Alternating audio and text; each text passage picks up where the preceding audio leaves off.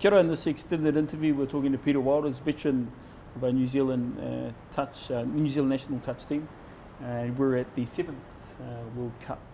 Tuatai, kia ora. Kia ora. So you've been part of the New Zealand team for many years now, so does it feel any different? Yeah, I suppose it does feel different every time. I mean, obviously as the years go by you get older, but and I'm in a different role. I'm head coach for the Open Women's, and I'm having a run in the 40 men's as well. So I've got a dual role on this one. But yeah, it's a busy time, but very exciting. It's just a pity about the weather's not so great, because all our New Zealand teams are lining up for finals coming up over the next 2 days. So it's quite an exciting time. Most capped player in the world, 112 games, actually 118 if you add the coaching role as well. That's huge. Yeah, that's huge, and I've clocked up the years as the years have gone by, and in the 7 World Cup. So it's been a great time, and lots of good kids coming through our system. Really good, talented athletes, and good people at that as well. Do you still remember the first time you played in the World Cup? Yeah, I do. It was in 1988. It was over here in Australia and up in Kōrero on the Gold Coast. So yeah, the rules were the game was a lot different then. Yeah. It was like 7 touches. Well, actually, that first World Cup, you could throw the ball forward. So the Americans and the Canadians were playing, so it was a whole different set of rules. I think they still throw the ball forward now. Yeah. Talk us through the experience and I guess what you've experienced as a player and also as a coach over the years, and how much the game has grown in New Zealand. Well, sure. Look, the game's really evolved, like I say, from 7 touches to just running over the line without putting the ball down. Now you're having to dive and put the ball down. So the athlete has got more, has become more of an athlete, if you like. Now it's more agile, the leaner, quicker off the mark, good footwork. So there's it's a very skilled athlete pertaining to our sport of touch. A lot of players have played touch and have gone on and done great things, not only in rugby league, but also in rugby, women's sevens now, men's sevens. It must be quite rewarding seeing that a lot of their skills, their skill base, was taught or learnt in touch. Yeah, for sure. Like we do, we're a great pathway for a whole lot of sports, not just the ball sports as well. I mean, the players played for New Zealand, hockey, soccer, like you say, rugby, league, netball. So it's there's just a game with all the forwards, sideways, backwards running. It's a great game to play, and there's lots of other positives that come out of it as well, with boys playing with girls in there. Because you play rep level at under 9s, to 11s, 13s, 15s, there's some good social interaction with the kids, boys mixing with girls as they go through the pathway. The game's evolved over the years. How much has it changed, and I guess for yourself having to adapt to the way that the young ones are starting to play the game now? Oh yeah, it's very, like we talked about the athletes before, but it's very specific in regards to the objectives of the game. So now you're having to beat, because you just beat a finger touch. Yeah. The whole deception, the planning, the communication on the run. There's a whole set of skills that are specific to touch that in some ways don't apply to the other sports, but of great value to the other sports if kids decide to try another sport. You value the sport a lot. You've made the sport your life for many years. How do you continue that? Oh, it's just, look, I love it. I love coaching. I love seeing the kids come through.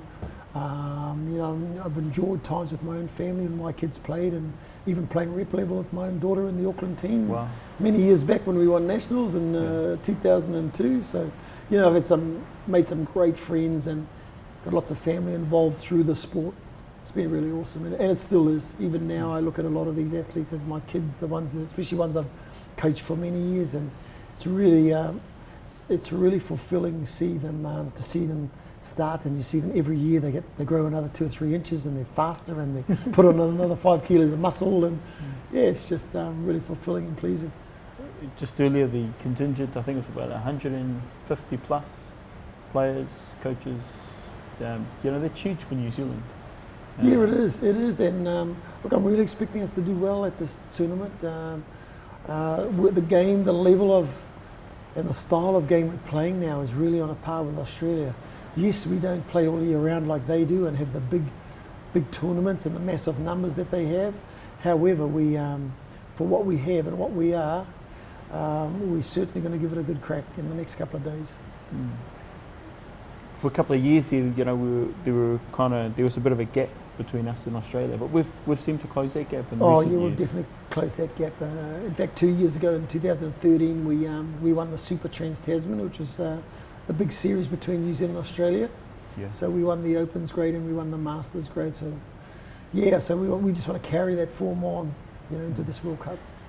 I guess one of the questions you've probably been asked a number of times, but how long have you got left in you to continue to play at this level? I just enjoy playing. Even when I finish playing international stuff, if it's at this tournament, then I'll still be involved.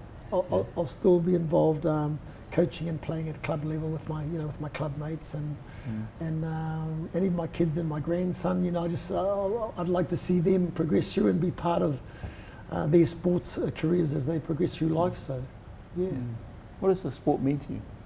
Oh, it means everything. Like I say, you know, just the network of people and the whānau-based concept around touch is huge. I mean, you look at all the teams here and how close they become from a couple of camps and just training together and being together. When you do that stuff and you work really hard for a common goal, you become like family, you know, and that's what high-level sport does as well, especially our sport of touch. I know rugby and rugby league and also netball, they talk about the 1%ers, and that's what separates the champions from the other teams, the other countries. What's some of the things that you share with these younger players that are coming through the system now to get them to that level? Yeah, well, I suppose I called myself an athlete many years ago. So, you know, you apply, it's got to become part of your life. It's like breathing and eating, the habits that you form around training, and not just training, but nutrition, hydration, the recovery, sleep, you know, all those things that you've got to get right that are the 1%ers have to be applied. They can't be just when you turn up to camp or when you turn up to tournament. That's not how it works. It's got to be part of your everyday regular life, whether it's training or the nutrition side of it. I mean, nutrition is actually one of the hardest things to get right. But yeah, it's just applying all those principles throughout the course of your life and not just trying to stop gap and, okay, doing it 2 weeks out or 2 months out, it sort of won't work as well for you. Just in closing, is there a motto or saying that's been thrown around the contingent this week that has kind of stuck in your mind and thought, you know, this is our kaupapa, but this is... Yeah, well, we have, and I suppose one of the ones is strive, believe and achieve. Nice. You know, striving for your goals, and believing that all the hard work that you put into to attaining those goals, that you will achieve those goals. Nice. All the best. Kia ora.